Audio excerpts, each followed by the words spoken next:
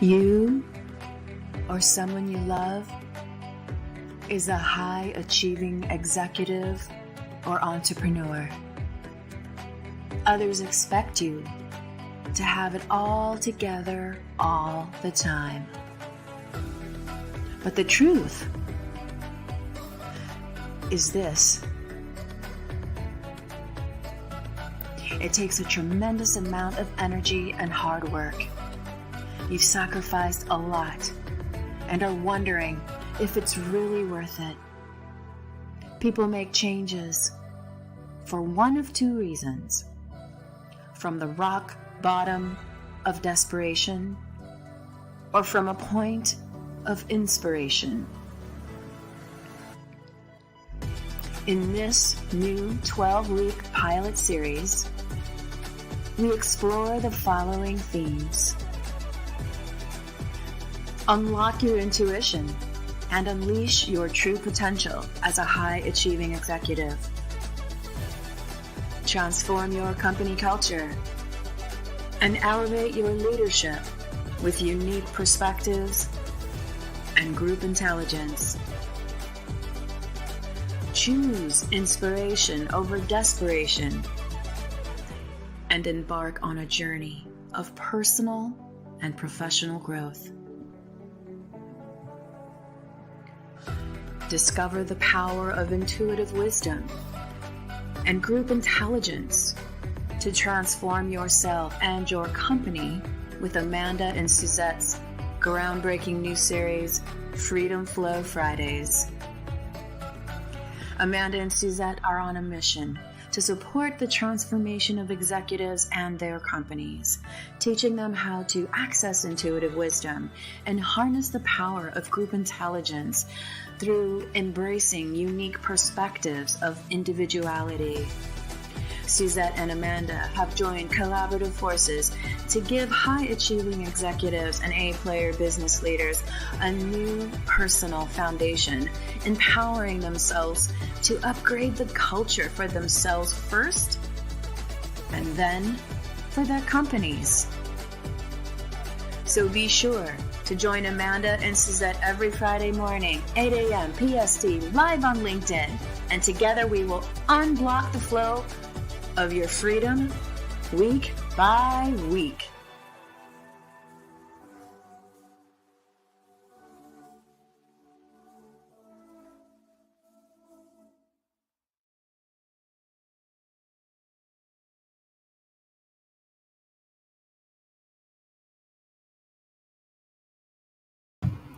Hello, hello. Hey, Amanda. Hey, AJ. Yay.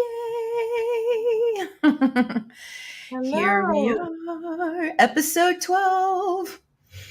It's been a long journey, but what a fun ride. And with us today, help us celebrate is AJ Kalatunga. Hey, with his heart-centered innovation. Yay. So thanks so much for having me here, both of you. It means the world to me to share this pivotal episode for you both. Yeah, when we first started, we just got the idea, hey, let's go live and start talking about things that matter to leaders, and just start talking about stuff that we don't hear people talk about very much. So and we just kind of went with the flow, and just it was all about unblocking the flow, right? So every episode we were just, okay, what do we talk about this week? Okay, whatever. And we just get on there and just let it flow and let it come from the heart. It's been a really amazing experience. And I got over the fear of going live on LinkedIn, because you don't get better at something unless you practice. So this was a good practice exercise for me to show up live every week and have some consistency. So I really had a good time. I really did. Yeah, not to mention. How's it been for you, Amanda? It's been so much fun. Suzette and I have this intuitive telepathic connection, which has been so much fun because we literally, hop on in 5 minutes. What are we going to talk about? And then it flows. And that's what we want to share with our audience is that, when you're grounded, when you're coherent, when you're dropped in, you can tap into that flow. It's available to us at any time. But when we're caught up in that overwhelm and that busyness, we don't get into that flow state. So it's been super fun with Suzette because she is somebody who can drop in and just tap into that flow. So super fun. It's been so easy. That is incredible. Wow. How did you two meet at the start? We met so we met through the HeartMath Institute. We were training there. I forget what was the class that were you in Activating the Heart of Teams, Amanda, or was it the community that you joined? We met in the community, right? We did Activating the Heart of Teams together, but I don't remember if we met before that or at that event. Activating the Heart of Teams was actually held online because of COVID when we were supposed to go out to California and do it live. So it was online. So I remember you there, but I remember you before that too. So I'm not really sure. Like it's one of those things that the connection was natural because it feels like it's forever, right? Yeah. So it was through the HeartMath Institute. We were going through the Activating the Heart of Teams training, and it just kind of grew from there, And then we were then we also joined the community and started getting active in the HeartMath community. And then I dropped out, and then she's there, and we just stayed friends. So it's been great, and it's the heart just brings people together, doesn't it, AJ? Oh, amen to that. I mean, I can't remember if I shared this story last time when I was on the podcast with you guys, but so I have a very distant connection who I met randomly, and her name is Susie. String Nguyen. And she goes as she's got the moniker of like she branded herself as fried chicken. Like it's a long story, but anyway, and it's she's such a fascinating individual because she's super smart, super strategic, but the way she shows up, unless you sort of know a lot about her, you just instantly dismiss her, and a lot of people did dismiss her. So she's actually from Australia. She went over to the US, made it big over there on streaming platforms over there, and she had this massive following. And then a few years ago, LinkedIn decided to do streaming video and this sort of stuff. And so she came to Australia, and she hit right at the right time and basically awoken up the whole of Australia to use LinkedIn video. And that's how I connect with her. And we stayed in touch loosely. She's gone and done amazing stuff around the world. And then it was only I think last year or the year before, when she said, I just started releasing heart-centered innovation. She saw that, and she literally tagged Suzette in a post, and she said, heart, oh my God, you should talk to Suzette, AJ, Suzette, heart. That was it. And then Suzette was so kind to me. She's been incredibly kind over the last year. And for me, kindness with what I do is very rare in my world. So whenever anyone's kind to me, I always think, right, I have to make them, I have to support them, I have to shine with them and just really look after them because it is so rare in my world. And so that's how we all grew. And then I met you, Amanda, and like, wow, and I was just listening to all the listeners before. I was just listening to these two chat.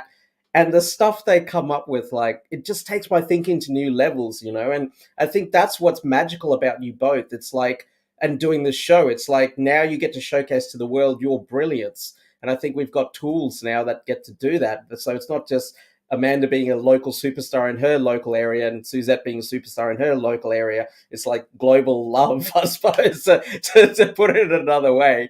And so I'm so grateful to share this moment with you both. Awesome. I love it. And you've been going through some evolution yourself, AJ. Talk about that. I want to hear about that. So I think last time I was on the podcast, I spoke to you a lot about heart-centered innovation. And it's really funny because for me, a lot of my stuff comes from, I think what we'd call it is adversity. So, I've been a professional speaker for the last 10 years and I've hit a certain level in my career. And the reason why I've hit that level is people keep telling me I'm not good enough. I'm not good enough. I'm missing something. So I'll go away and I'll fix it, and I'll go back out and they say, okay, you fixed that, but then you've got all these other problems, you know? So you got 10 years of stacking up everything that you shouldn't be doing, and I've gone and fixed it. And suddenly it just got to the point where I realized that, you know what, I'm just never going to meet these unachievable standards out there that the gatekeepers have for someone like me to come in and do stuff. So I think what I've got is good. I've seen it, what the market needs, what I've got. And so it's kind of like backing yourself. And so putting that out there. So I wanted to share that context because it's important, because people will sort of see us on top of the mountain and go, oh, I want to be like them. But we all arrive at our own mountain in different pathways. Amanda, Suzette, I've listened to what you both do, and it's just incredible. And to even think like how you guys got to your path, like it's huge. Anyway, so I'm constantly thinking about what's next for me. What can I bring to market? What can I do? And so, you know, I've come up with this whole framework of mine called Business at the Speed of Opportunity. And it's really about, the whole world has gone into uncertainty right now. And I'm looking at this going, well, what can I do in my little corner of the world to help? You know, and so it's about having the right mindset, the right actions, and the right environment, creating the right environment to flourish. And this is something I've been dying to get on this podcast and share with you, because I'm really excited to sort of hear your opinions on this, because the right environment is about specific, let's call it levers that we can pull as leaders to be more effective in creating environments for teams to flourish. And what I've noticed right now is part of the reason why there's so much uncertainty and we're moving towards recession is there's an extraordinary amount of fear in organizations. Extraordinary. And the more I look into it, the more I realize that it's kind of self-inflicted, because it's really interesting, because like my background is small business, and coming from small business to operate at larger corporate levels, it was such an eye-opener to see how things work inside an institution. And it's almost like you need to bring in these beautiful humans, creative souls into an organization, strip them of their creativity, and get them to operate in a very confined environment, you know. And that has worked brilliantly for so long, until the world changed and the model needs to change. And now we are where we're at, this massive disconnect. And so what are your thoughts on that? Like, Suzette, have you seen that in the places that you operate in? And Amanda, have you seen that in the places that you're operating in? So let me just kind of use a symbolic language to illustrate this. So you have a seed. It's got all this potential. It's healthy. It's ready to be planted. And you drop that seed into a ground that hasn't been conditioned, has no nutrients. It's basically barren soil. That healthy seed will not grow in barren soil. There's in nutrient dense soil, the seed will have everything it needs to sprout its root. So it grows downward. The root system grows first, and then the shoot grows up towards the surface. So when you're talking about a culture that is not ready for such a person that is got all this potential, is a very healthy seed of promise and innovation, you put that in barren soil, it's not going to have the nutrients it needs or the environment it needs to start that process. So that is, in a nutshell, what culture is. Culture is the soil, I love that. the conditions that really play into the health of a tender plant that's trying to grow. It won't even crack out of its shell because the conditions aren't right. And I'll go ahead and let Amanda add dovetail. That's remarkable. I've never thought of it like that. Thank you. Yeah, beautiful, Suzette. Beautiful. Well, there's this quote. I'm not going to get it exactly right, but people don't leave bad jobs; they leave bad leaders. Right? right? Something along those lines. And I'm not even sure Mm-hmm. where it came from, but there's so much truth behind that because, Mm-hmm. we all talk about this environment of psychological safety. And so like that soil being, safe enough to grow in, safe enough to be vulnerable, to share your innovation, to share your creativity, because when somebody is being creative and sharing, there's this opportunity. If they don't feel enough, then they won't share with an open heart, and they could have something amazing inside, but if they don't feel enough.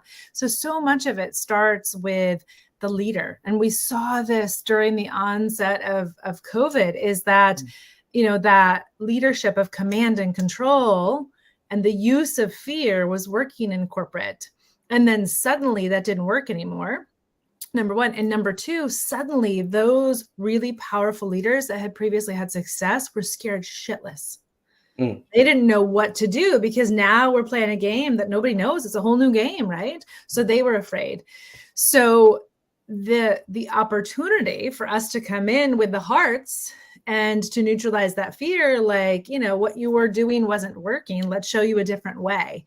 And so they might have been resistant to heart-centered innovation and heart-centered leadership before, but they want to stay on top of their game. So they're willing to try something new. And so I think that was the opportunity. And now it's kind of flourished and thrived. And so when it comes down to the organizations and the culture, it's only as healthy as the most powerful leaders, right? Yeah, wow.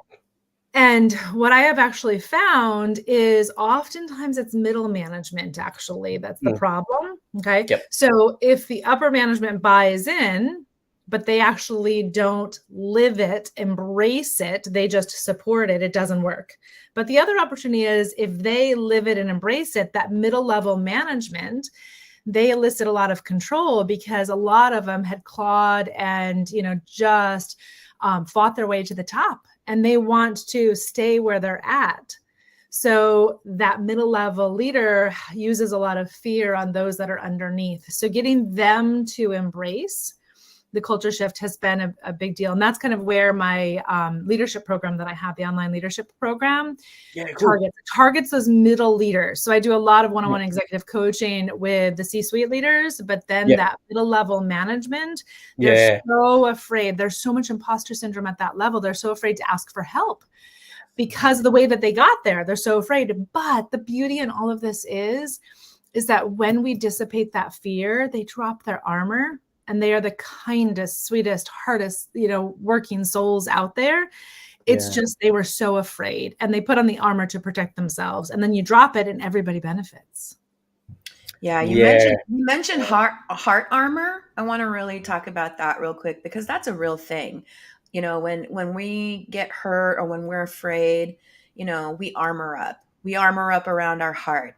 But doing that, I was actually watching a talk by Brene Brown, and she did an extensive research on vulnerability. And she says, when you try to block out pain, when you armor up, you're not just blocking out fear and pain and all the uncomfortable stuff. You're also blocking your ability to love. You're also blocking your ability to feel joy. So it basically, you can't just cut some emotions out and not others. If you armor up your heart, that closes you off to life. We become embittered. We become more resentful. We start to suffer inside because we're not with our emotions. We are disconnected from our emotions and therefore disconnected from ourselves and from our ability to feel joy, feel love, feel connection. The truth is, so many of us are feeling disconnected right now. Like, I don't know, I can't believe how many people have said that they feel so disconnected. Even in an age where we are the most connected ever through technology, at the same time, we are at our most disconnected state, which, wow, like, how did that happen? But when we armor up our hearts, that's when all that, unhealthy, we start reacting instead of responding to things. We we get defensive. We assign meaning to things. We start to assign meaning, our beliefs. We project our beliefs onto other people, and we assume, oh, they're meaning to hurt me, or they're meaning to disrespect me, or they're meaning to humiliate me. A heart that's armored up leaves us at risk of developing like a really unhealthy hubris, and it's what's feeding the world right now. And so the thing is to allow the heart to soften that, to get out of our heads and get into the body, which is really at the root of what we've been talking about for these last 12 episodes. It's just how to get back into the body, how to get out of the head, get back into the body, and just relax that, just get that armor off. Because what is that saying that it's a saying by Rumi that it's about the cracks in the broken heart, that's where the light can get in. Oh, wow. So true. It's so true. But yeah, what do you have to say, AJ? I love that on so many levels. And I think that the way organizations operate, institutions operate, that society is all the data shows that we're not a great race at the moment. We're fully stressed out. We've got mental health issues. We're just not functioning at our best selves. And I think there's a global problem, a global epidemic that's mad out there right now. But I also see that the change, like you said, Suzette, is that we need to actually show up more human, heart-centered to work. We spend predominantly a lot of our time at work, whether that's at office or at home working away, but we're still living in fear. And it's got to change, because we're really heading towards a massive disaster globally, as far as I can see. I'm not seeing corporate wellness programs like, oh, go to a retreat and learn how to breathe. Yeah, that stuff is important, right? But it's like, if you create an environment that's psychologically safe, like, that is better than anything else you could put out there. It's incredible. And exactly what you said, Suzette, and exactly what you said, Amanda. It's like, we really need to start seeing some change over the next decade or so in order to sustain this, because the future of work, everyone talks about the future of work as, oh, it's going to be hybrid and all this other garbage, but that's all like stuff that fills headlines. The real future of work is getting people to show up with purpose, live their full selves. So there's none of this work-life balance stuff, right? It's you don't have to take a holiday as a vacation. It's just an extension of how you roll out. And I think also this is all going to fall apart because some places on the planet they've got 6 different generations working in the one institution. So you got 6 different value sets, 6 different beliefs, 6 different actions, all being led by people from a single generation. That's not going to work. So I see what you both do as incredibly important to awaken minds and shift thinking, and it needs to happen. But as with any revolution in life, the gatekeepers don't see it, the important people don't see it, and that's why it's up to, like you said, Amanda, the middle managers, because they're the ones almost at the coalface of this problem, and they are part of the problem too, So it's pivotal what you're both doing, and it's just really refreshing to hear. I don't know if either of you have been to Australia, but it's so laid back, but we don't actively seek improvement. We actually work to protect our way of life. So everyone comes to Australia and says, oh my God, this is a beautiful country. Everyone's so relaxed, whatever. Yes, because we work actively to protect that. So to future-proof Australia, we're actually a nation in deep trouble. So it's really interesting to see that. And just my thoughts anyway. I found myself contemplating this question. What would the world feel like if 90% of humanity was coherent, was living in a heart coherent state? like, what would the world feel like? And I've been asking people this, like when I do networking and I jump on a call with people, I share that vision because, you know, if everyone realized that it is actually possible, that if every human did their part to raise their own heart-brain coherence, if just worry about themselves, let's worry about ourselves. If every human, or 90% did that, how different this world would be. I mean, I don't even think we're even at 1% heart-brain coherence right now. Yeah.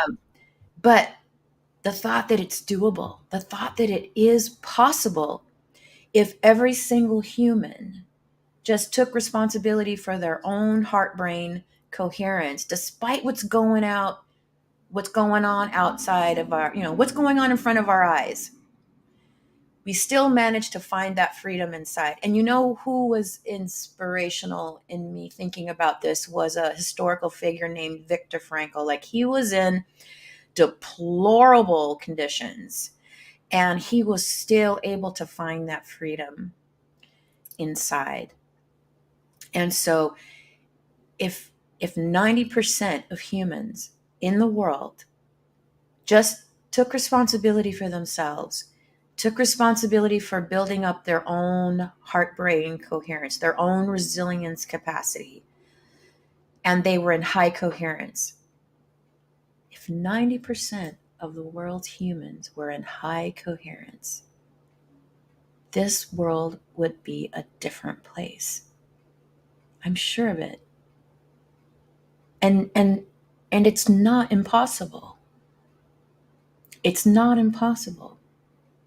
It's Yeah, go ahead. yeah, it's not impossible. Yeah, you're right. We just need to sort of inspire others to show them a better way, I think. And there's this graph called the law of diffused innovation. I don't know if you've seen it, but it's a bell curve. And so you get the early adopters first, and then it just grows, and then you got the mass adopters, and then you got the laggards at the end.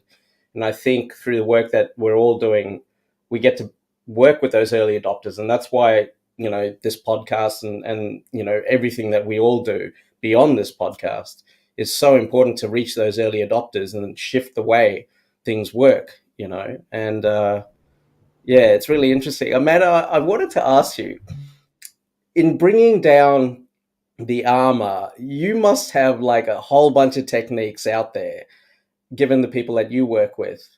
And could you share something that maybe if there's a leader out there that realizes, look, I need to do something for my team because we're not going to survive. They're good people on my team. I care about my team, but the environment that we're in is really bad. What could that leader do to really shift things around them to create a better environment, as Suzette suggested? Yeah, great question. Well, to kind of piggyback off of what we were saying and to answer your question, both people make changes for one of two reasons. It's from a place of desperation or from a place of inspiration. And so that law of that you were just talking about, Simon Sinek, comes to mind. Diffused innovation. Yeah. Yes. So we can achieve it through desperation because we're like kind of there and we're headed there, right? So that's where we can embrace the fact that desperation and rock bottom is a great foundation to build upon, because at that desperate moment, people have no choice. You know, they either check out through suicide or they're like, I want to do something. And so that's where there's a huge opportunity, I think, right in front of us, is that when people hit that desperate rock bottom, no matter how powerful, no matter, you know, how achieved they've been, they get to a point where they have to ask for help. Right. And then when they ask for help, they're willing to receive the help. But until then, sometimes they're like just fighting and pushing away help and not willing to go there. But in working with organizations that are even in active discourse, one of the biggest things a leader can do is to admit their own authenticity, be vulnerable, be real, be like, I don't have the answers and I don't know what the hell's going on. And I'm scared too. Like, be real. So there's a subconscious of each individual There's a subconscious of the organization that holds too. And the truth of the matter is, humanity at large is more familiar with fear, anger, frustration than we are with love. Yeah. Right? And so what happens is our amygdala is programmed towards pattern recognition. So we hijack ourselves back into fear and frustration because it's too familiar, even though we don't want to be there. But it will get to a point where we become so depleted, we hit that rock bottom, and then there's no other place to go. So to get back to Suzette's question as well, what would it feel like? It would be bliss, ultimate bliss. And how do I know this? Because I've been in the presence of individuals in a very high coherent state. And it is so amazingly blissful. Right? When we're all in alignment with our own heart's desire, when we're all in a coherent state, but what it takes to get to sustained coherence. So any of us have the ability to self-regulate and become coherent in the moment, right? Until the next hijack comes and the next hijack comes. So, and what are the things that hijack us? They're the triggers. And why do we get triggered? There's something stored within our body, within our subconscious. There's something stored that something in the world looks kind of like, and it takes our body back to that experience. So trauma is what we refer to, but so many people, myself included, 15, 20 years ago, thought trauma was the big T trauma. I didn't realize that the little traumas of somebody making you feel like you're not pretty, you're not good enough, you'll never be successful, like those are traumas, right? So what it's going to take to get us in that sustained coherence is to dissolve and integrate those traumas so that we don't keep getting hijacked and we can live in sustained coherence. And that's really the work that I do, because HeartMath gave me an amazing tool to self-regulate. But what I realized was, like, you can regulate and regulate and regulate and regulate and regulate, and you're spending all day regulating and you're not getting shit done because all I'm doing is regulating. We've got to get rid of the hijack, and that's dissolving and integrating. And the way that I see trauma, the way that I look at it, is those experiences that happen to us, each of us individually has a story behind our eyes. Between those ages of 0, 8, 8 and about 0 and 20, there is a life experience. And the experiences might be traumas at first, but they actually set us up to have a superpower. Once we dissolve and integrate that trauma, we have the opposite renewing emotion as a superpower. So somebody who's experienced something can have tremendous compassion for somebody once they dissolve and integrate. The problem is that, again, humanity at large, we are so familiar with playing victim. For generations and generations and generations, it's more familiar because that's giving our power away. It's giving it to somebody else. You change and I'll feel better. Well, you know what? You can't. What's the common denominator of us interacting with anybody? It's us. We got to look in the mirror and do our work in the mirror, right? If we change ourselves, we change everybody, right? Yeah.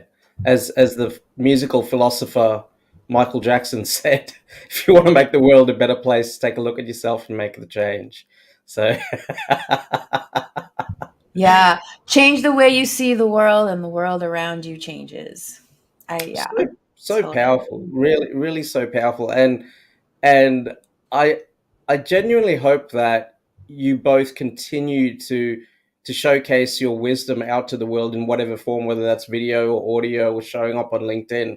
Because I think that the more that we all show up and just share these little things, you know, even on a platform like LinkedIn, and I'm active on LinkedIn and Twitter, and I love sharing these little things that I learn, and it impacts others. And it's so fascinating. I don't know if you both noticed on LinkedIn, but sometimes you'll see people on there, they'll start off a post and the post goes, I know this is meant to be a professional platform, but here's a photo of my family on vacation. We had the best time. We were being human, you know. And I look at those posts and I realize that's a human being escaping captivity. You know, like it's so true, because there's so fear of being judged. And it's fascinating because just today I was talking to a LinkedIn coach and I'm doing some strategy work with her, trying to take her work globally. And we were trying to create a new keynote presentation for her. And I said to her, what are the 3 biggest problems? She goes, profile. People don't have the right profile. They don't know what to do on LinkedIn, and they don't know how to communicate. And I said, okay, that makes sense, right? And then we went through each section. And the most interesting one was they don't know what to do on LinkedIn. I said, what do you mean they don't know what to do? And I dug it a little bit deeper. And she's got 10 reasons. She just rattled off 10 reasons why people don't engage. And the biggest one was, I don't want to be judged. I just don't want to be judged. And that's fascinating for me to hear that, because that's that environment they're in. They don't want to be judged. The second one is they don't want to be wrong. And I thought, that's a human being in captivity. It's fascinating. And as much as LinkedIn is amazing and it's got all these amazing tools on there, it's still got the fundamental psychological problem of being a software platform in a captive environment. And if they could just figure out how to unleash human potential to bring more humans to work, oh my God, the platform would just be amazing. So essentially it's like, what is it, like 300 million users, and probably about 290 million of them are captive inside an organization, so it's fascinating. So it's really interesting. And I really hope you both like go beyond this podcast and start sharing clips. Amanda, I've seen a couple of your clips, back in the day. I still, every time I turn out the light, I'm still like, is this room dark enough? So yeah, that's my wish for us all, that we continue to share our wisdom, and it's just amazing. So yeah, I love that. Yeah. Showing up authentically it takes courage, right? Because I don't know, for generations now, we humans are taught to appease a dominant culture. Like, you got to fit in or you won't get the job. You got to have the right education. You got to go to the right school. You got to da-da-da-da-da. And so the ones who fit to the box nicely, they have the least amount of resistance from opportunity, and they have the most resources available, and they don't feel the constriction as bad because they fit in the box nicely. But there's a larger percentage of us who don't fit into the box nicely, and to have the courage to be true to who we are, it takes a lot of courage, because like you said, there's that fear of rejection. There's that fear of not fitting in. There's a fear of when you fit in, all of a sudden you're out on your own and you have no allies. And there's just a lot of fear of making a mistake, fear of looking bad, fear. We're such a fear-driven world. And what the world really needs is fearless, wild and natural people. And when I say wild, I'm not talking about, woo, party time. I'm talking natural. Authentic. more, would you say instinctive, compassionate, kind, for me, growing up was very hard, because I did not fit in anywhere for a long, that was just the life is, I try to fit in. I try to bend myself into a pretzel to please a certain group. And then it'd be okay for a little while. But then my authentic self was like, this doesn't feel right. I can't be myself. I want to stretch my legs and jump for joy and be happy and full of energy. And some people, like, when you express joy, when you're so excited and you're like happy and you're like, yes, they're like, oh my God. Like it overwhelms them. Like, oh my gosh, it blows out their I like to call it their electrical panel, because it's too much. And so for a long time I was like, I'm too much. And this self-limiting belief just kept me really trying to, okay, well, I need to dim my light. I need to play small. I need to bring it down a notch, and just to please this person or that person. And then it's so weird, because this person would be okay, and then suddenly this other person wouldn't be okay. So it's like, all right, I need to bend myself in a pretzel for this person, do this way. Oh, now this person wants me to be like this, so now I got to be this way. And it just got to a point where, I had to realize, like, I can't please everyone. I have to be myself. I have to be true to me, and I just speak from my heart. And there's going to be some people that get it. There's going to be some people who don't get it. There's going to be some people who love me. There's going to be some people who don't. And it's okay. Like, I had to be okay with that. And it took me a while, because for a long time I felt really, I literally felt like the black sheep of my family for like forever. And it just took an act of courage to finally start being okay, showing up imperfectly and being authentic to myself, and just being the change that I really want to see in the world. And even though everyone around us is choosing a side and getting it's getting crazy out there, right? I'm choosing to see the higher vision, that this is, global coherence is possible, that this is really possible, that we just need to stay out there talking about it, bringing people out of, helping people get it out of their heads, into their bodies. The heart is not a soft, mushy thing. It's actually a very, very powerful tool that we have, and we can enlist its intelligence, because heart intelligence can be measured, has been measured outside of like 5 feet outside the body. And so it's real. The heart produces more neurotransmitters than the brain. The brain's electromagnetic activity has been measured, what, an inch or two outside of the head or something. And then the heart is just so expansive. It's just has far reaching.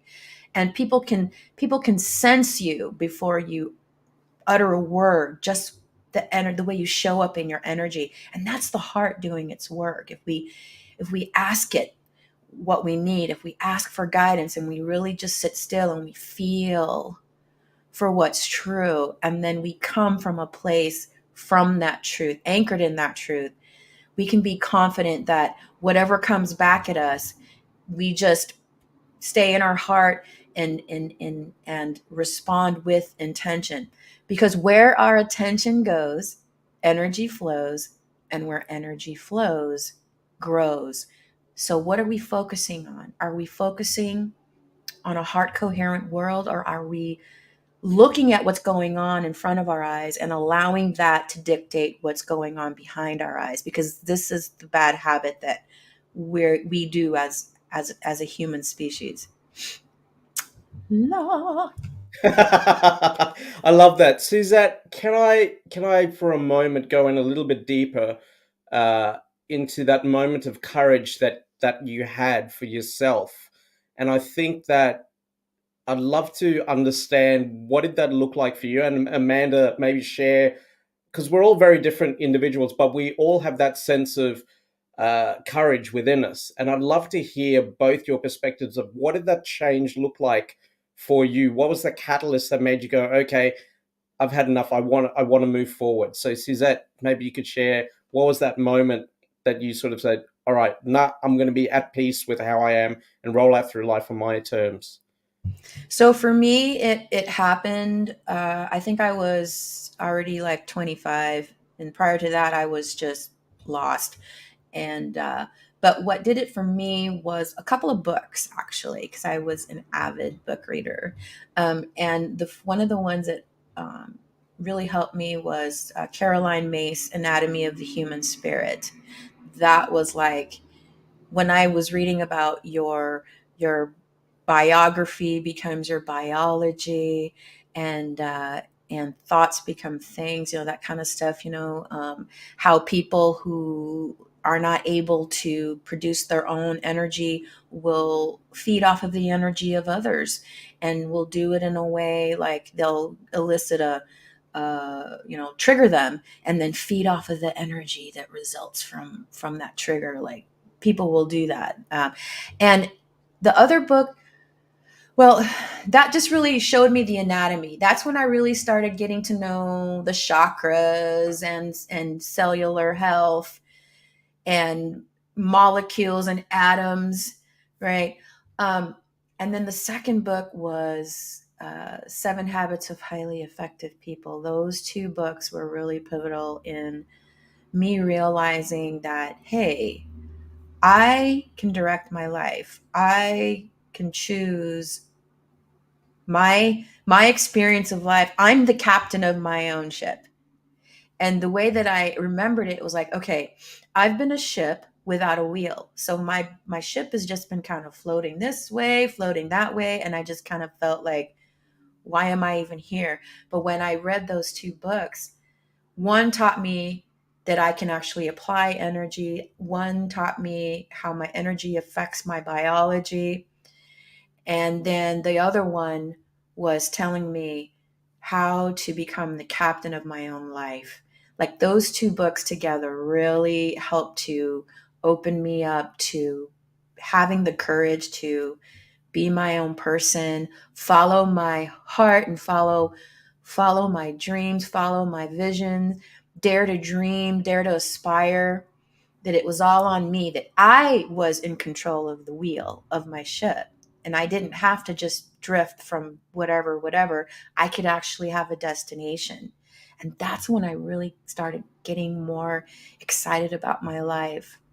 But it would be another 20 years to really have that heart awakening that really kicked my ass into high gear and onto the work that I was meant to do. So it was just kind of this boot camp, for lack of a better word, a 45-year boot camp of finally getting to the place where I'm here to do some very meaningful work. And I am so excited about it. I'm so excited. So that's my story. Starting as I started as a 15-year-old teenage mother, washing dishes at a cafe nearby, making just barely over the minimum wage, which at that time was $3.35 an hour. So it's been a long journey. Wow. Wow, that is just incredible. Like, wow. Amanda, you're up. Where does your courage come from? Yeah, so my courage came from, I lost my health to burnout in 2010.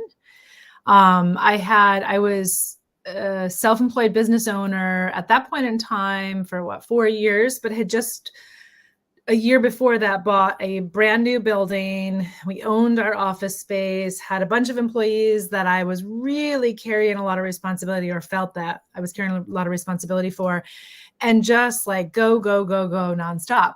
And, part of my past was you work to the point of whatever you can tolerate until you can't tolerate anymore and you get sick. So you just keep going and going and going. So you can't say no. And I was literally putting in a crazy number of hours at the office every single week. And my body just hit this kind of rock bottom. So it appeared to be lupus and Lyme disease and like you name it. My journey began 20 months on antibiotics and really found functional medicine. And it took me a long time to heal. It took me about 3 years to heal, of really seeking out to try to heal myself.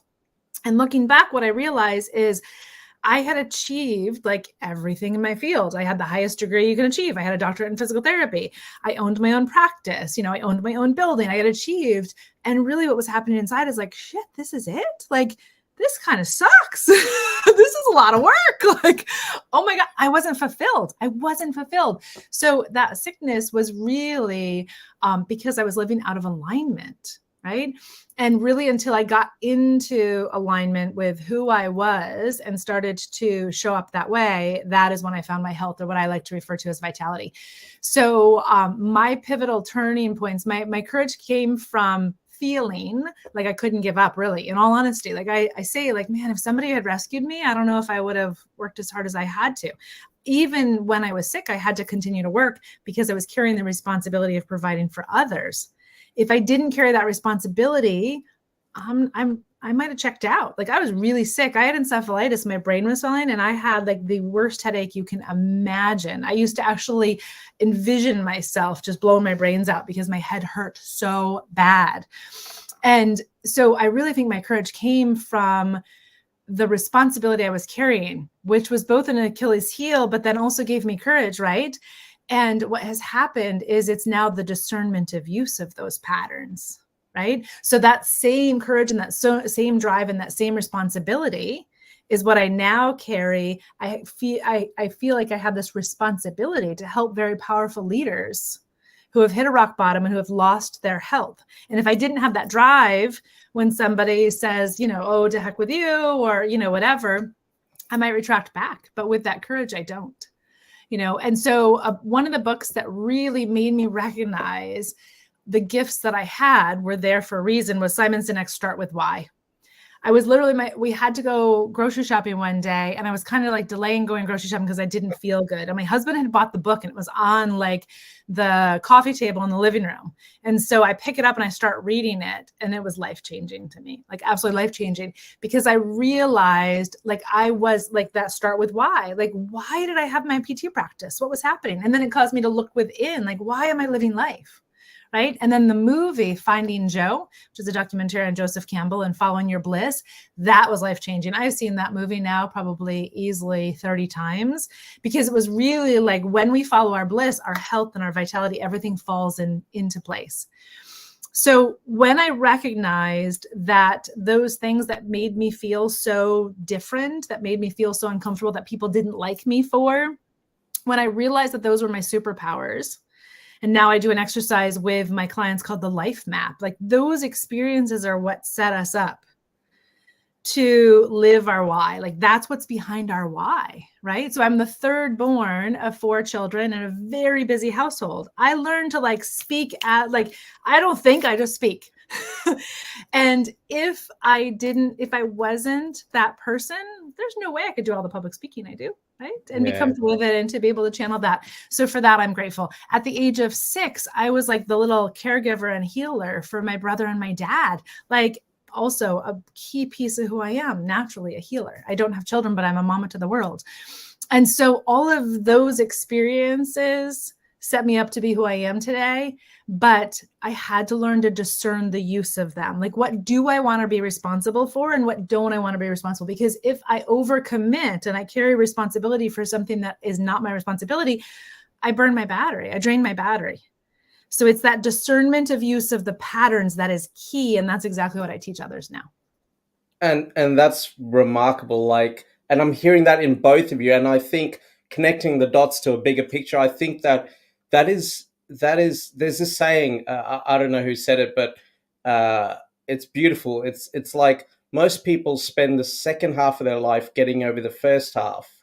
And what I'm hearing from both of you now, just let me connect up the dots, in that I think in that second half of your life, those of us who can really connect up the dots and understand how to take advantage of everything we've been through, and that they're actually superpowers, not victim or lead weights around our neck, that they are actually do that. And I think that if you could figure that out, how to transform that pain into power almost, that is just magical. It's really magical. For me, my courage comes from that exact thing, which is a beautiful way of saying it.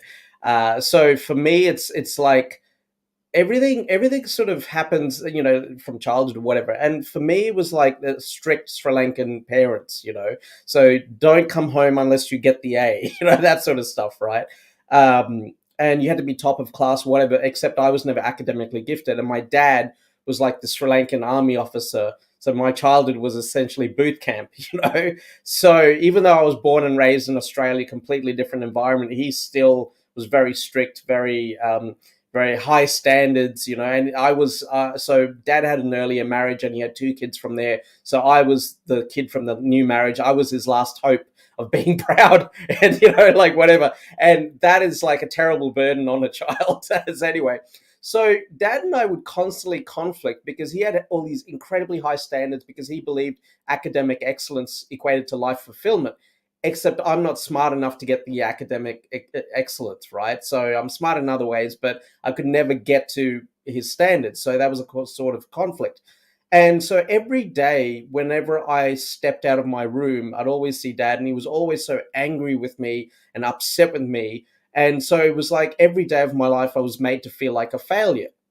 And what's really interesting about that is that I just couldn't process that. I didn't quite understand that. Like, what am I doing wrong? You know, I'm a good human being. I'm kind to my friends. You know, why? Just because of one thing, it just didn't make sense. So that was as a kid. As I got into teenage years, he'd say stuff to me like, "You're hopeless. You'll never get anywhere. You know, you're not applying yourself. You're useless." That sort of stuff, right? The thing is, though, like I was already doing stuff. So at age 7, where I grew up in my hometown was there's not much happening there. So I was very bored as a kid, and instead of like turning to youth crime or anything like that, I sort of discovered business. So when I was 7 years old, I started my own neighborhood newspaper. So I'd go door knocking and I'd say, "Hey, I'm starting a neighborhood newspaper." And those days you could do that, right? So you just go around. I started a neighborhood newspaper. I'd say, "Hey, I'm starting a newspaper. Have you got any stories?" They tell me the stories, and then I'd go home and write them down. And then I'd go door knocking again and say, "Hey, do you want to buy the paper that you're already in?" And, you know, I'd sell it. So creating demand, right? So that was when I was 7. And then when I was 14, the internet was released to the world. And I was like, "Oh, what's this thing?" I got curious. And then at 14, I started my own web development business. And so I was already doing stuff. And so my dad kept telling me, "You're useless, you're hopeless." But I was already doing stuff. So there was in my brain, there's this massive disconnect between what I'm told, that perception of what I'm told versus what I'm actually doing. There was this disconnect. And so I didn't fully understand that. But that is essentially how I rolled out through my entire career and my life, because I'm constantly told I'm not good enough by gatekeepers or whatever, but I'm always doing stuff that's incredible, you know, like the stuff I do is just, how the hell do you do that? It's almost like if something is really easy, like, and I tell potential clients this, look, if you want to open up a small business, I'm not the business coach for you, right? If you want to open up a business on Mars, let's talk.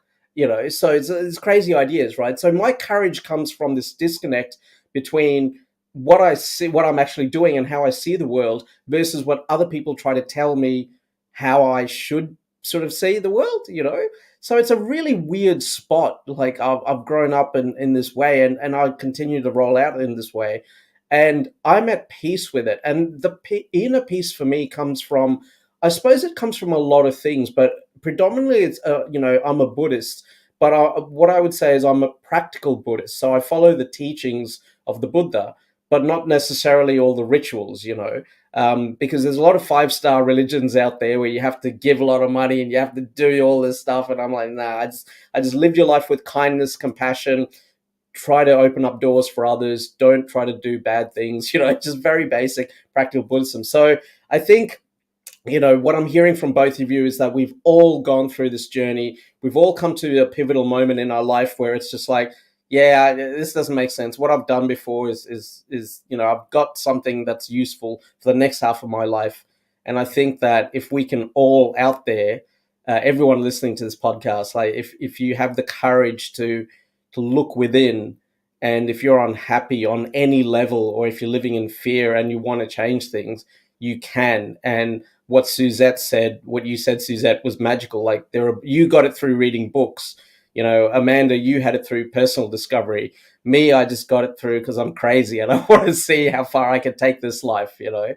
So yeah, that's so beautiful. And sharing this moment with you both is just, it's magical for me. So thank you so much.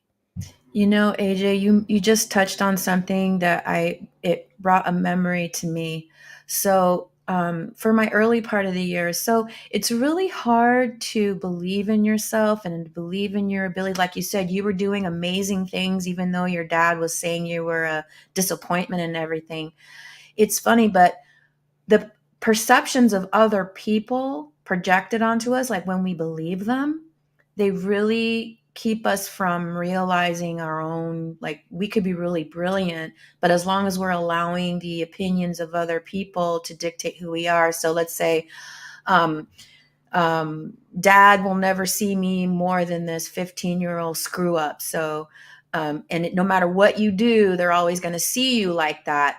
And as long as we buy into that story and we allow that story to create the walls around us, like we won't challenge it. We won't rise above it. We won't see ourselves any other way. If someone that we highly respect, someone that we love says, "Oh, you're this," and "Oh, you're that," and "You'll never do this," or "You'll never do that," and you respect them so much, You want them to see you perfect so that you can feel good about yourself. Like when you're waiting for validation from someone else and they just refuse to give it, they just want to see you as this old version and you allow it, you'll never rise above it. And one thing you mentioned earlier about a tool that can help transform pain into passion is the question, what is the gift behind this challenge? I don't care what the challenge is. What is the gift behind the challenge? Because if we focus on the gift instead of the challenge, we're going to anchor in the best possible outcome for that situation. That's what happened with me when I came face to face with a very serious emotional trigger last summer. And I went from being just a general coach to someone who is very, very passionate about transforming culture, because I had a childhood trauma around culture. It was culture related childhood trauma that affected how I showed up in the world, affected how I interacted with groups, people, even with the relationship with myself. And the gift behind the challenge, is it to forgive? Is it to believe in ourselves more? Is it to strengthen our ability to create our own way in the world instead of someone else dictating it for us? There's a gift that if we just focus on it, the challenge dissolves. And then pain becomes passion. Yeah. That is incredible. That is absolutely incredible. Like, wow. So true. So true. And I do that instinctively, but I never heard it being put like that. So that's also part of my journey. It's like I do a lot of things instinctively, and then someone will sort of put a label to it. And I'll, oh, okay, cool. That's what I'm doing. All right, sweet. Because you don't know what you don't know, and yeah, truly magical. Truly magical. Yeah. Yeah. Well, we are at the top of the hour. This is episode 12. This is the final episode. I'm so happy. Yeah. Thank you, AJ, for joining us. Amanda, did you want to say some closing thoughts before we close out? Thank you for being with us, AJ. This is wonderful, and I know it's kind of in the middle of the night where you are. So thank you for spending some time with us. Really appreciate it. So I just want to leave reminding everybody that when we show up authentically, all hierarchy is removed. All division is removed, and we start to align at the level of our consciousness, right? So if I'm vibrating the consciousness of love, I can find others who are vibrating in the consciousness of love. So be brave enough, be courageous enough to show up authentically, and you will find your tribe. Yes. And with that, AJ, did you want to say some closing I'm thoughts? good. I'm so just incredibly still in awe. I guess the cool kids call this fangirling. I don't know. Like, you both are amazing individuals, and I'm truly blessed our paths cross. So thank you. All right. Well, everyone, thank you so much for those who've been with us since the beginning. Thank you so much for joining us either on the episode live or if you were watching it afterwards. Thank you so much. And this was a really awesome journey. Thank you, Amanda. Thank you, AJ. Just nothing but heartfelt gratitude and appreciation to you and to everyone. And let's go out there and be bright, shiny stars. Bring that heart light out, shine it out into the world, and be the change. All right, y'all. Have a great weekend.